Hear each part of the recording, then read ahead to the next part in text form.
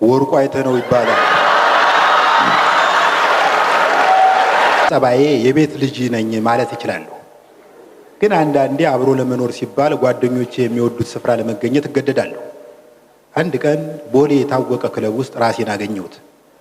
መድረክ ላይ አንድ አማተር ዘፋኝ ኦሆ ገላጋይ ገላጋይ የሚለውን የይሁኔ በላይን ዘፈን ባረጋኝ ወራሽ ድምፅ እየዘፈነው ነው።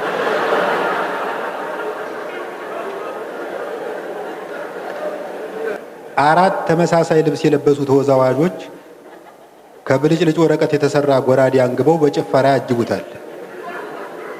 ድንገት ከታዳሚው መካከል የሆነ ሰውዬ ወጥቶ እስክስታውን ማስነካት ጀመረ። ልብ ብዬ ሳየው የተወዛዋዦች አሰልጣኝ መሰለኝ። ልጆች እንደሱ አይደለም፣ እንዲህ ነው፣ እንዲህ ነው የሚደረገው የሚል ይመስላል። ንሽጥ አድርጎኝ ብድግ አልኩና ከቦርሳዬ ውስጥ 50 ብር ምሽልቅ አድርጌ አውጥቼ ግንባሩ ላይ ገደገድኩለት። ከዚያ ወደ ወንበሬ ስመለስ ጓደኛዬ አሁን የሸለምከው ሰውዬ ማን እንደሆነ ታውቃለህ? ማን ነው? ወርቁ አይተህ ነው ይባላል።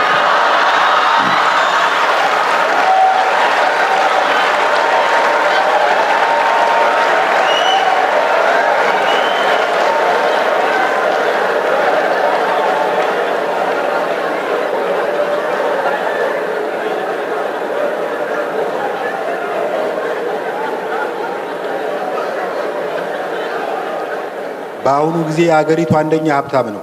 ተው እባክህ። እውነት እንደ ፎርድ መጽሔት ዘገባ ከሆነ የሀብቱ መጠን 2 ቢሊዮን ብር ይደርሳል አለኝ። አሁን ወደ 2 ቢሊዮን ነጥብ 50 ከፍ አደረኩለት ማለት ነው።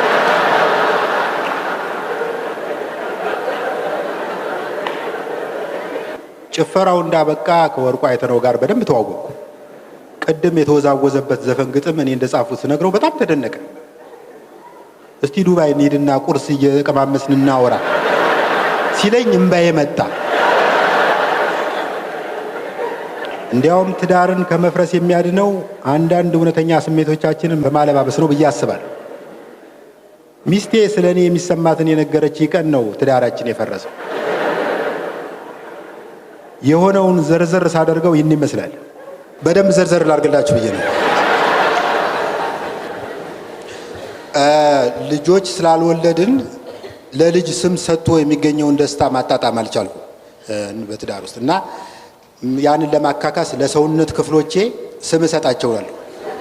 ለምሳሌ አይኔን ቦጋለ ብየዋለሁ፣ እጄን ለገሰ ብየዋለሁ፣ ደረቴን ወሰን የለህ ብየዋለሁ፣ አፌን አመንሲሳ ብየዋለሁ።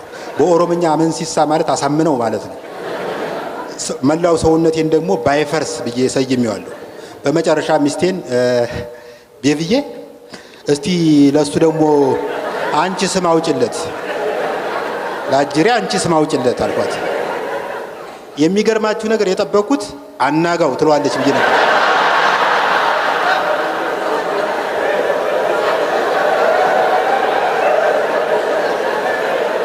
ይሄ እንኳን ቢቀር ሀጎሴ ምናምን ትለዋለች ብዬ አስቤ ነው።